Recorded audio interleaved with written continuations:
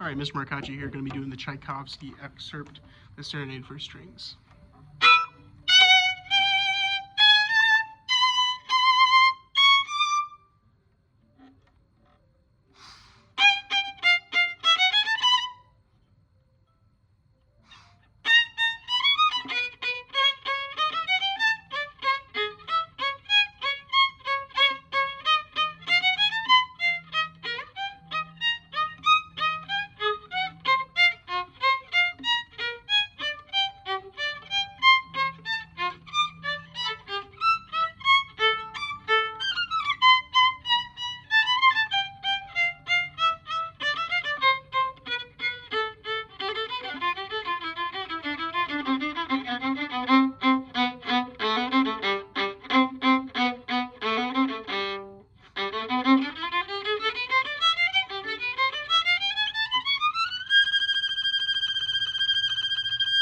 That's where you stop. Okay, so the biggest things to look out for this one, it's really hard to see, but the second measure, measure 229, is a dotted rhythm. So if you didn't listen to it, they're going to know.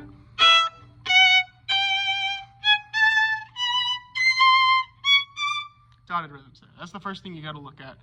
Next thing, of course, the key signature and the accidentals. There's a lot of them. So 3 after G, where you come back in, it's an F natural. Then 3 measures later, when you come back, it's A sharp. So what I would do to line up for that A sharp, you just had your 4th finger to play that B, get your 2nd finger on that B, and your 1st finger goes right behind it. That's the A sharp. Back to 1st. It wants you to go to 2nd position here to use 1. And I have nothing against that. I have humongous hands, so I'm able to go high 2, extended 4, 2. That way I can just stay in 1st position, 1, 1, low 1, low 4, low 1, 3rd position, but then 4th position, 1st, high 2, 3, low 2. I, again, use a 4 for this. Since it's only a C natural, it's not even that far. For a 3rd position, 4th position, and then your 7th position, 1 on D, 4, 3, 2, 1, and then H is back in 3rd. Stay. All right, so the last measure there, 261, down to 1st. And then 263, I think it's easier if you shift to 3rd position, just for those 4 notes. So instead of, it's a really weird string change, I would just shift up on the G string there. Shift, back down. And then this next part, fortissimo marcata. So it's been fortissimo this whole time, but now it wants you to be march-like with it.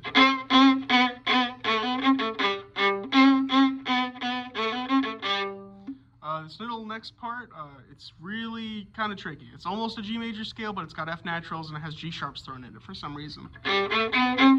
Low 2.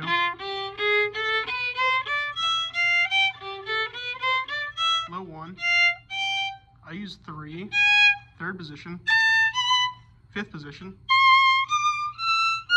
And then extended 4. Yeah. Good luck. This one's really challenging. I think I played it at maybe 90 beats per minute, and it's asking for 130. The best way I'd practice this one, really the hardest part is just those octaves jumps, because you can really tell when they're out of tune. So like, for example, 246 here.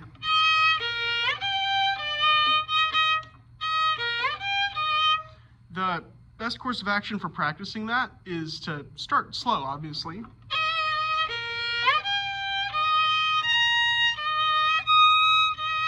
Make sure they're in tune. You could also check, especially when they're like in octaves like that high E was, the E flat. You could play them together and make sure they're in tune. So the E's, the A flats, stuff like that. You can play those as octaves to make sure they're in tune. The best way to get it up to tempo, however, is probably to do these rhythms that I'm going to show you. Sorry. You do that rhythm first throughout the entire passage, and then you go back and do the rhythm backwards.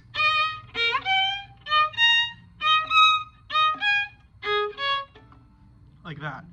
And then when you've got that down, you can start doing it as a straight rhythm. Once you got that down, start speeding it up. Do the exact same thing, but 10 clicks faster on the metronome. Yeah, again, very difficult passage. The Ruslan is easier, but good luck.